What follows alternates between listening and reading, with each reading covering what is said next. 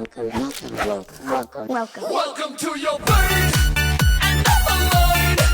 It's just a little explanation of your desperate situation. You're a slave to episode. It's just a complex application to a deadly confrontation. Take a twist. I'ma put your lights out.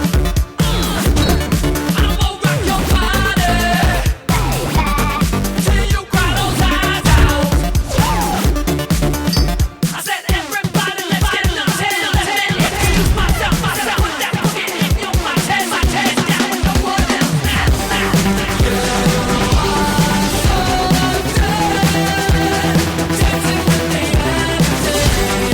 You are so dead, fighting with the melody.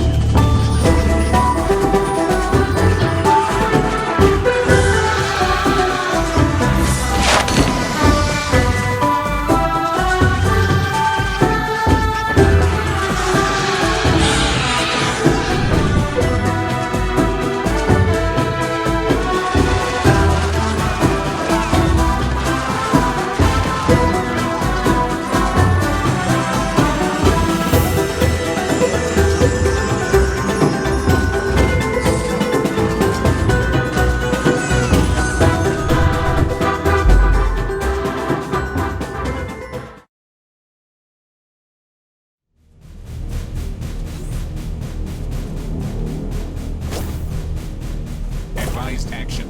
Elimination energy emitter.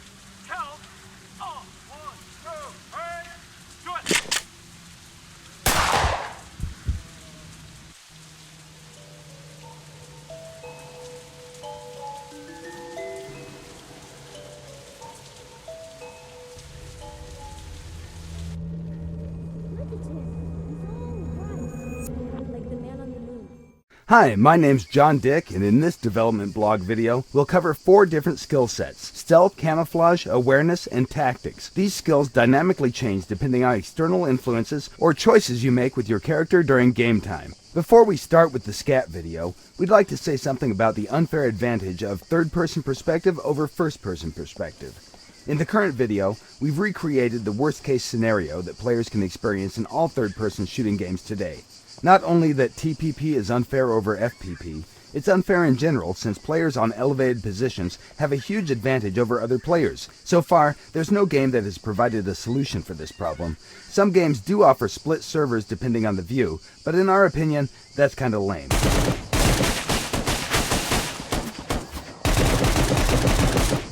So, what exactly did we do to make things better?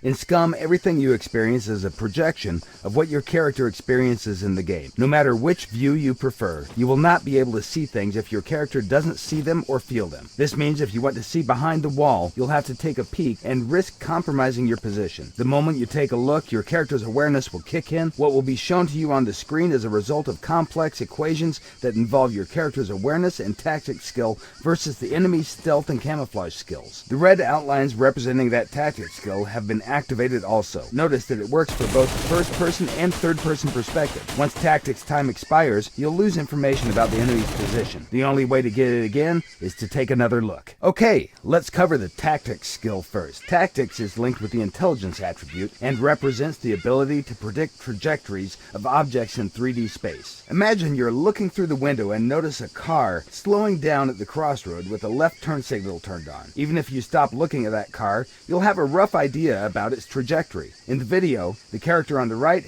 has advanced level in tactics and is able to track its target much longer than the character on the left. Remember, tactics will not work if your target is in peripheral vision. It works only for central vision. Here you can see 3 players with 2 different awareness skill levels. While the first and third one are observing the surroundings more casually, the soldier in the middle has activated focus mode by holding down the right mouse button. The enemy soldier with the activated camouflage is sneaking directly towards them. The first character is what we call a trained observer. He has advanced awareness skill level and will notice the enemy almost immediately once he leaves the cover. The middle one with activated focus mode will notice the enemy a bit later. By being focused, your character is paying more attention, and that will give you a bonus to awareness's hotspot radius. The third soldier is the last to notice the enemy. As you train your characters to observe, hotspot radius will increase. Awareness skill will determine what is rendered and what isn't. And even if things are rendered, that doesn't mean that it will be easy to notice them. Well-camouflaged snipers can totally blend in with surroundings and become almost invisible. So, if focus mode is so great with the bonus multiplier, why shouldn't you use it all the time? The character on the right is using focus mode to observe the surroundings while jogging through the level. His stamina is dropping slightly faster than the stamina of the character on the left. The influence of the focus mode is really small, but still, if you combine all the other factors that impact your character's performance, it may be crucial in life and death situations. Awareness is defined by 2 factors, hotspot radius and fall-off radius. If the camouflaged objects are farther away and out of fall-off radius, your character will not be able to see them, unless he has some sort of magnification, for example, a sniper rifle. All magnifying devices automatically add bonuses to hotspot and fall-off, making it easier for you to notice things at higher distances. Looking through the scope also automatically activates the focus mode. Awareness is not only useful in combat situations, it also provides you with benefits when you're searching for useful items like food or gear. If you use focus mode, awareness will highlight the items within your spot radius. This will help you to see them from a distance, which is especially useful for smaller items. Characters with low awareness skill will have to come closer to detect the same items. During the nighttime, awareness spot radius is significantly reduced. Unless you find some kind of night vision device, you'll not be able to detect things with the same efficiency as during the day. A higher level of awareness will give you some additional benefits, such as the ability to detect imminent dangers. It won't work 100% of the time, but when you get notified, be sure to react swiftly, or you may lose your life.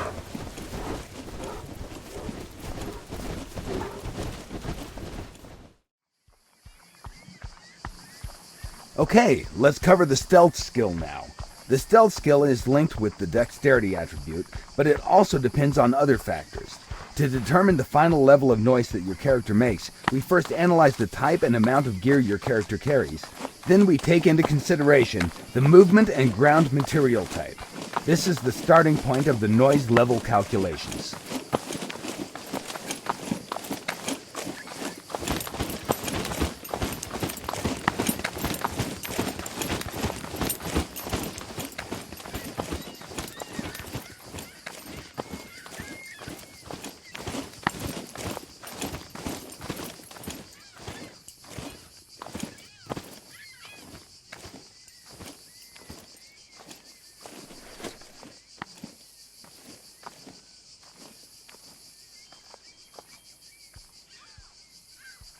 The next step is to factor in the overall weight of the character. Again, this system is fully dynamic, and it's linked directly with the character's metabolism. All things that influence body mass are taken into consideration, like fluid or food intake, for example.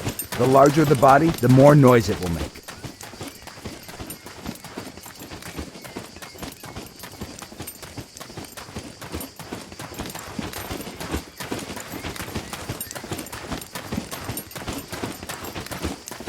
Finally, the last thing taken into consideration is actual stealth skill level.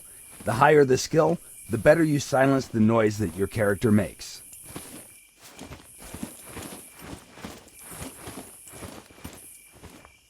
Modern gaming engines have many limitations. Don't you simply hate when you think that you're safely hidden far away in dense foliage just to realize that you stick out like a dog's balls? In SCUM, our methods allow players to be equally competitive regardless of the graphical settings they use to play the game. The guy at camp is preparing some delicious beans. Let's call him Donald. 3 soldiers are approaching him over the hill. The left one, called Huey, is crawling through dense vegetation. The middle one, Dewey, is crouching his way towards the larger bush, and the right one is simply walking straight in the open like John Wayne in Sands of Iwo Jima. Let's address him as Louie. Notice that from the Donald's perspective, he only sees Louie. Dewey is well hidden in the bush, while Huey can't be seen because he's well camouflaged. On far distances, the game engine doesn't render foliage, yet still Huey is invisible until he decides to blow his cover simply by changing his stance. At that moment, his camouflage has been terminated and he becomes visible. The camouflage skill can only be activated in dense foliage when your character is prone and out of plain sight. Everything you just saw is still in development, but in short, these were the basics of scat skills. Thank you for watching, and be sure to follow us on Facebook, Twitter, and our development blog at www.scumgame.com. By the way, did you notice all 7 people in this scene? No? Congratulations! You just got wasted. Get good, scrub. Don't forget to check out our other SCUM videos for more features and general badassery. We'll see you next time.